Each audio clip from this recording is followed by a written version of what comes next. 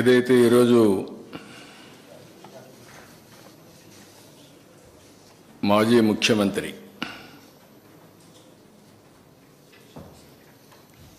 తిరుమలకు వెళ్ళొద్దని ఎవరో చెప్పినట్టు మాట్లాడుతున్నాడు.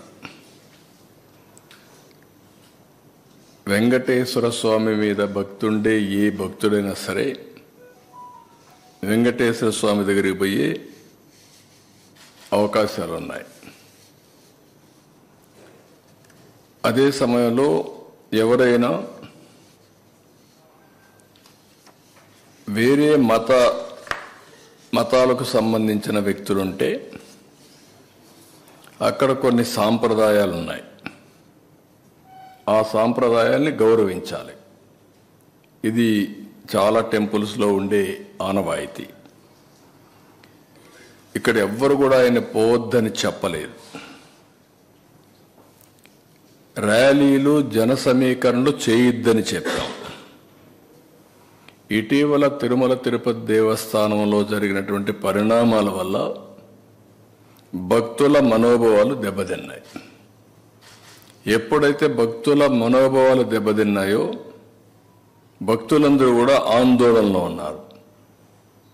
ఆందోళన ఉన్నప్పుడు భక్తులందరూ కలిసి ఒక పక్క ఆర్గనైజేషన్ చేసి రాజకీయ పార్టీ ఈయన పోయినప్పుడు కొన్ని వేల మందిని మేము కూడా మొబిలైజ్ చేస్తామని లోకల్గా ఇన్ఫర్మేషన్ ఇచ్చారు.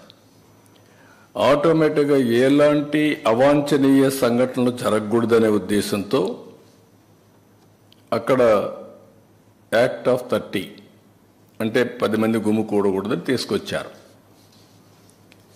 అయితే ఇప్పుడు ఆయన మాట్లాడేది చూస్తే ఆయనకి ఏ సాకులు ఉన్నాయో నాకు తెలియదు పోకుండా ఉండడానికి. కానీ ఆయన ఏదో నిలిపేశారు, నోటీసులు ఇచ్చారని మాట్లాడుతున్నారు. కానీ షో ఎనీ నోటీస్? నేను స్ట్రైట్గా అడుగుతాను, నీకు నోటీసులు ఏమైనా ఇచ్చారా? నిన్ను వెళ్ళవద్దని ఎవరన్నా చెప్పారా? ఇస్తే చూపేయండి మీడియాకి. ఎందుకు అబద్ధాలు ప్రచారం చేస్తూ ప్రజల్ని మభ్యపెడుతూ ఇష్టానుసారంగా ప్రవర్తించడం ఇది సబబు కాదని.